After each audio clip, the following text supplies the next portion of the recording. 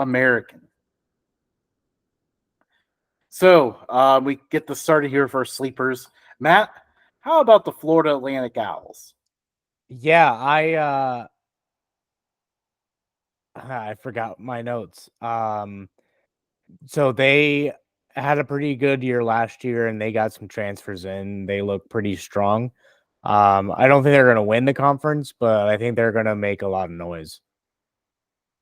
Yeah. I mean, they got Tom Herman in there, so you know that he's Yeah, typically pretty good at putting a roster together.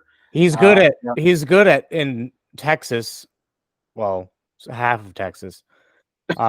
So we'll see. We'll see how he does at Florida Atlantic. he's had some good experiences in the American before. Why does it seem like Florida Atlantic always gets a coach that had success or notoriety? I know and the funny thing is that's when they're at their best too. But like they've really gone through quite a few names. I mean, Lane Yeah. Kiffin, Howard Schnellenberger back in the day. Like, Mm. I mean, it's actually a pretty impressive list. And oh yeah, they had Willie Taggart there for a minute too. Yeah, like how has Florida Atlantic not gotten some type of recognition? I mean, they did for a little bit under Lane Kiffin, Yeah, but but not like actually for a minute there I thought that Lane Kiffin was gonna pull like an NCAA 14 or like a college football 25 and just take the worst team and try to make them really good, fly them up the polls, and then he was like, "All right, I'm out," and I was like, "All right, yeah, they were a lot of fun under him. yeah." Um, but yeah, I went with the Charlotte 49ers, another character of a coach Biff Poggi. Um, I really like the group of transfers. I did not just pick them because they always rise to power in college football 25. I They actually didn't in mine. Just to be, I'm on year 5 and they've been crap the entire time. So I know I'm amazed that happened because every other time I've seen someone post like what their playoff is, like I see the Charlotte 49ers in there. I've heard multiple times where their transfer quarterback Max Brown wins the Heisman and stuff. Like, I'm not sure if Max Brown's gonna be that good, but I do like what he's gonna bring to an offense that was so bad at one point last year during a halftime interview. Their coach said it's like watching sausage being made. Um, but yeah, I really like who they're bringing in. I'm very surprised they came in 13th in the preseason poll. I think they're going to be a lot higher than that. There were some other teams I considered as a sleeper as well. East Carolina is a team that, for a long time, they have been known for their offense. But the funny thing is, last year they finally figured out how to play defense, and then their offense collapsed. So they need to figure it out that side of the ball. They brought in some transfers to try to do that. Also, how about the Rice Owls? Bringing in another Owls to the conversation. We're going to quickly connect all three Owls in the moment here with this one. Yeah, The but they are missing Kennesaw State. Yeah, I know we don't have Kennesaw State in the conference. UTSA, we'll get to them in a moment. UTSA actually plays all four sets of Owls. Do you think that any of the Owls should get the Who to sign off on letting them use "Who are you? Who" as their like entrance song? What city is the Who based in? That's the thing. Yeah, I'll look it up real you need to quick. run some research there, because I think that's who should get it. Who should get it? Um, Ha. but yeah, Rice returns a lot of experience, and then at quarterback, they committed owl on owl crime by taking former Temple quarterback and son of Kurt Warner, EJ London, Warner. England. Oh, okay. So no one really gets to claim them. Um, but yeah, because poor Temple lost their quarterback. Maybe we should just give this one to Temple. Yeah. But yeah, I like what Rice has going. So now moving to our bus section, Matt, who do you see disappointing? The Memphis Tigers. Every year we pick them to be near the top of the American, and every year they seem to disappoint. Um, Plus, they have a really tough schedule.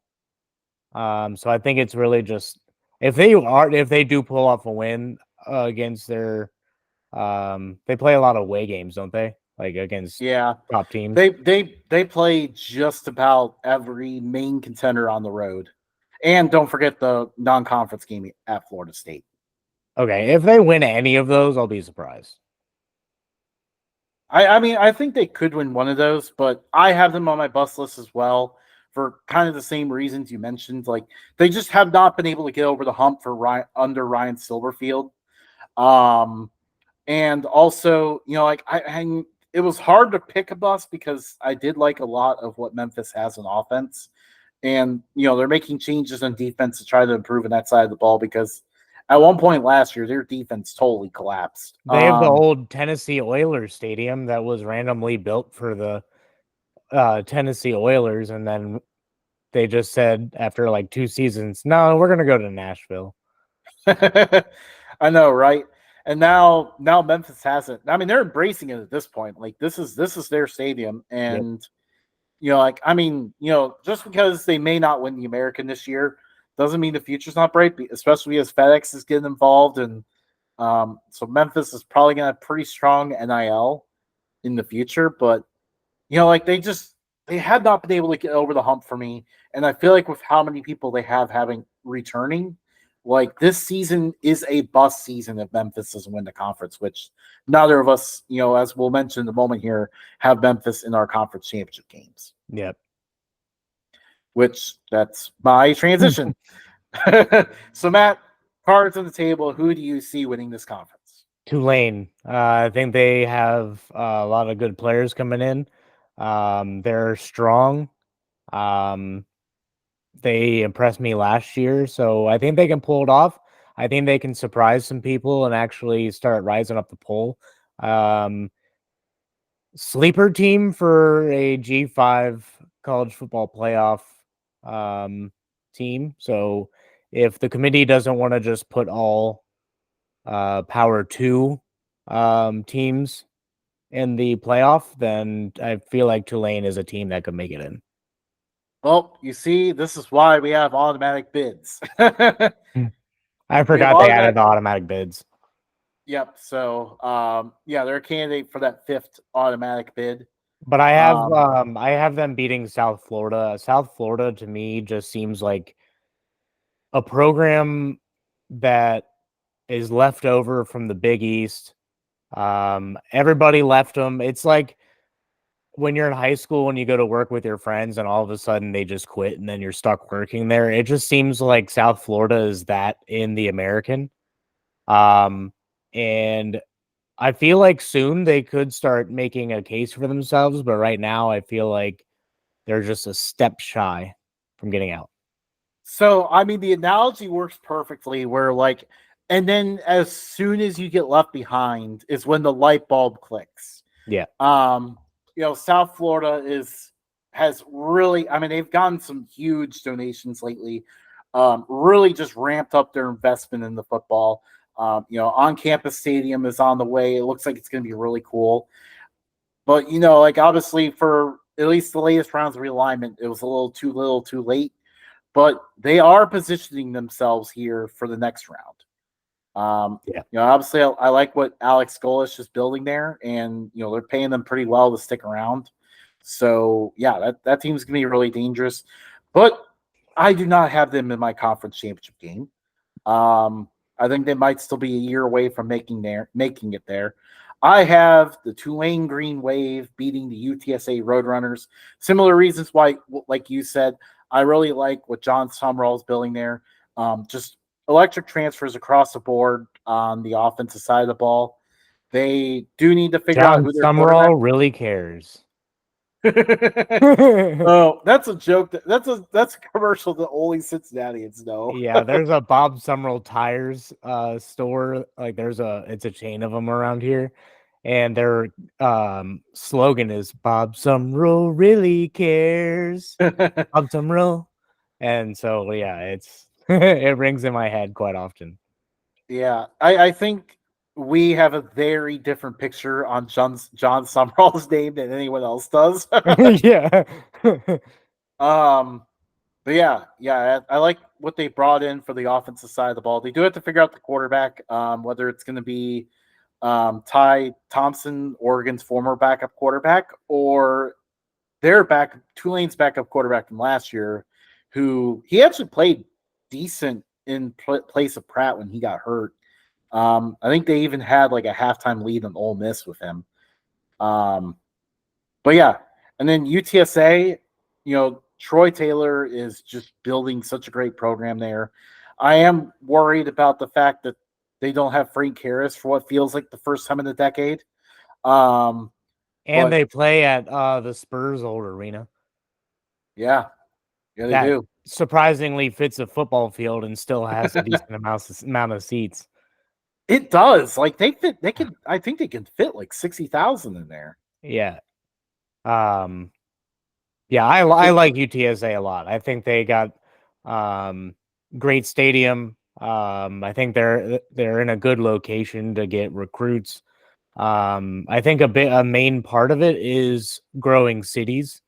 So could they become, maybe they rebrand as the San Antonio Roadrunners for football purposes? Who knows? But yeah, I do like UTSA also. Yeah, yeah. I mean, they've been crushing it on the recruiting trail. So like they definitely have one of the best talent bases of anyone in the conference. So yeah, I see them having a really strong year. I also considered Army for this spot. They're going back to a regular triple option. They attempted this more spread out pistol option last year, and it just didn't go well. But they're going back to a regular triple option, and their schedule is very favorable. They don't play. I think they play UTSA at home. But other than that, they don't play anyone else in the top 4 of this preseason poll. Top 5 technically because they can't play themselves. Yeah, good point. Yeah, that Army Florida Atlantic game early in the year is going to be really big on looking at who is going to be able to maybe be a surprise contender for this conference outside of the top 4 favorites. Yeah.